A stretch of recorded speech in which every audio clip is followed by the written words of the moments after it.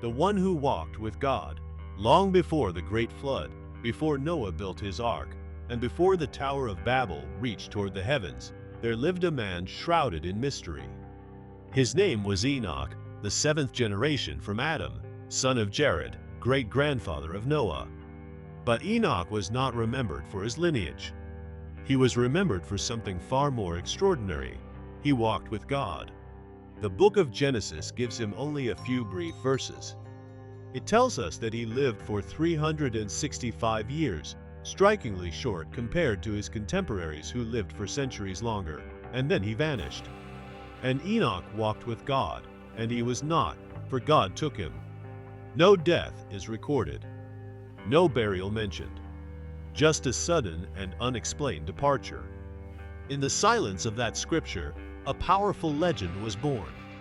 Apocryphal writings, long excluded from the biblical canon, attempt to fill the gaps left by Genesis. In these forbidden texts, particularly the Book of Enoch, the man we thought we barely knew is revealed as a prophet, a visionary, and a chosen messenger. According to these accounts, Enoch was taken into the heavens by angels, not just once, but repeatedly, to witness the inner workings of creation. He was shown the architecture of the stars, the secrets of the calendar, and the coming judgment for a corrupted world. He became the first scribe, the inventor of writing, and the first to chart the cosmos. But his education came with a burden. Enoch saw the fall of the Watchers, a class of angels who descended to earth and shared forbidden knowledge with humanity. These beings fathered the Nephilim, the giants of old, and brought ruin to creation. Enoch documented their sins and wrote 5 volumes of visions, prophecies, and divine warnings, a record of celestial judgment, both terrifying and awe-inspiring. Why Enoch? Why was he chosen? Perhaps it was not what he knew, but how he lived. The phrase Enoch walked with God is not a physical description, but a spiritual one. It implies deep intimacy, obedience, and alignment with the divine. Enoch wasn't just a prophet, he was a prototype. A man so in sync with his Creator that death itself had no claim on him. The New Testament confirms this mystery in Hebrews 11:5.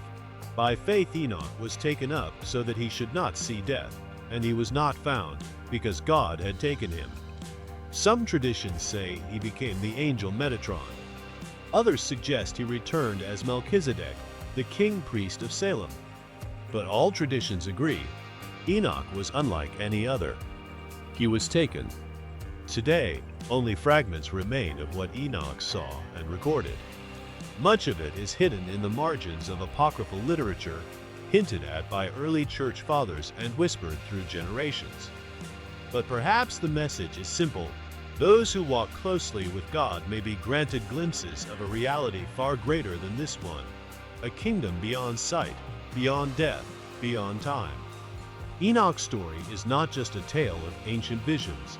It is a reminder that heaven may be nearer than we think, and that the ones who truly walk with God do not disappear, they are taken. The fall of divine. Long before the great flood, before Noah built his ark and the world was swept clean by judgment, a celestial rebellion began. It did not take place on earth, but above it, in the realms of the divine. They were called the Watchers, 200 angels tasked with observing humanity from afar. But fascination became desire, and obedience gave way to defiance. Led by Simjaza, they descended from the heavens in the days of Jared, choosing Mount Hermon as the place of their rebellion. There, bound by mutual oaths and sealed by sacred curses, they vowed to take mortal women as wives, fully aware of the forbidden act they were about to commit.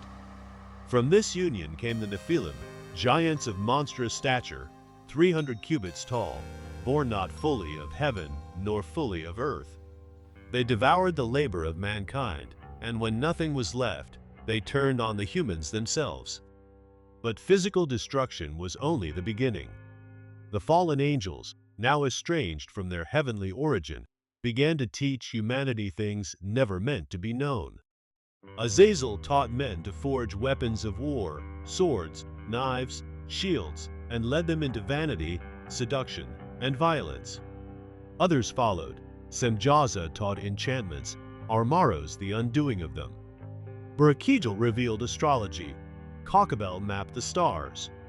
Arakil taught the signs of the earth, Shamsiel the signs of the sun, and Sariel the course of the moon. Forbidden knowledge spread like wildfire. Civilization advanced, but in the wrong direction. As the earth groaned under the weight of corruption, the cries of humanity rose to heaven. And heaven answered. The four great archangels, Michael, Raphael, Gabriel, and Uriel, brought the matter before the Most High. And God, in his justice, pronounced judgment. Uriel was sent to warn Noah of a coming flood that would destroy all life, except for him and his seed.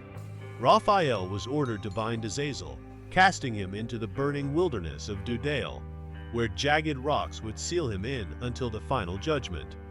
Gabriel was to destroy the Nephilim, unleashing chaos upon the offspring of angels and men.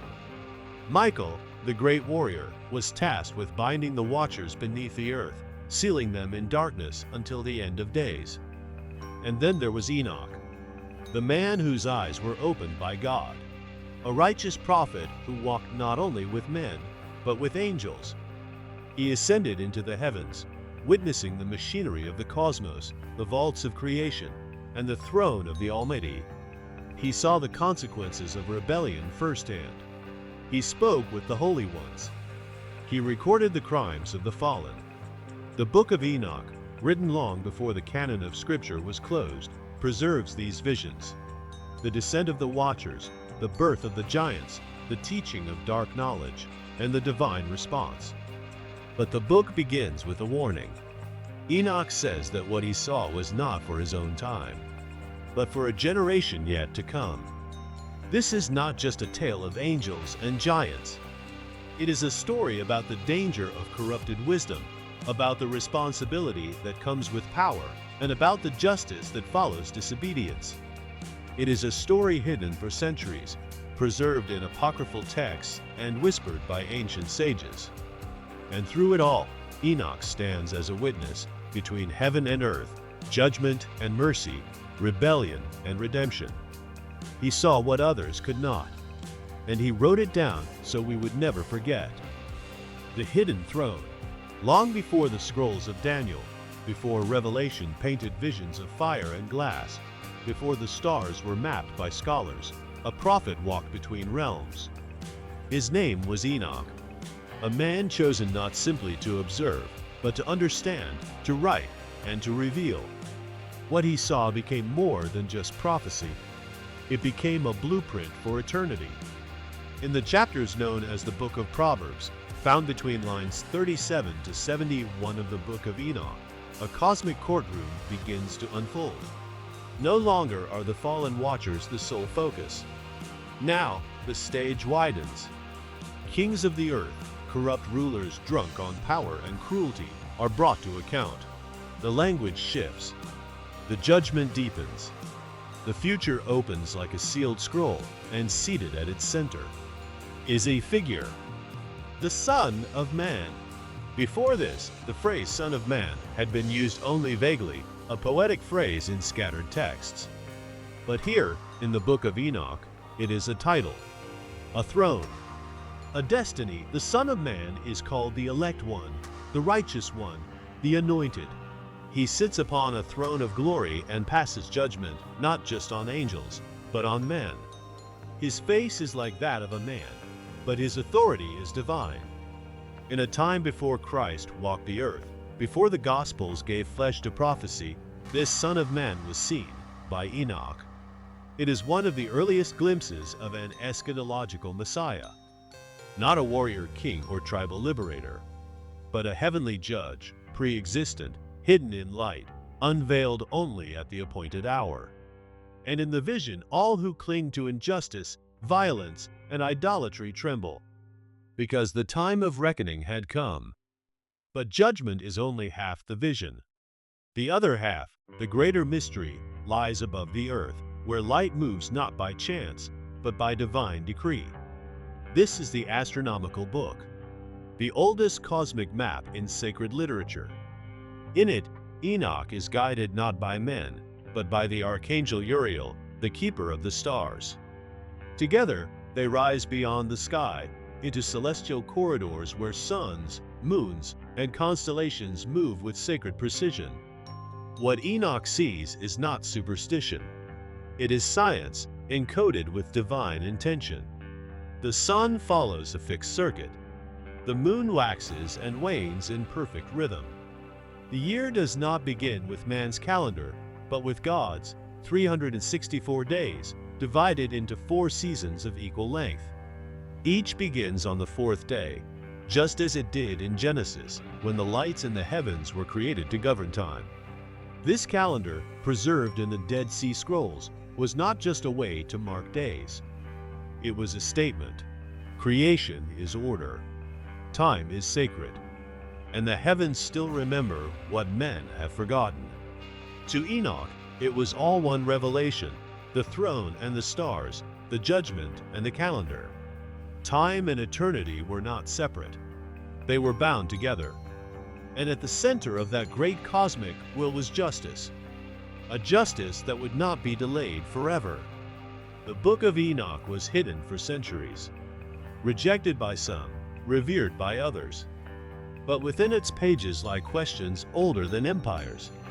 Who decides the fate of kings? Who holds the stars in motion? And who is the Son of Man? Before the world even knew his name, Enoch saw the answer. And he wrote it down, not for his generation, but for ours.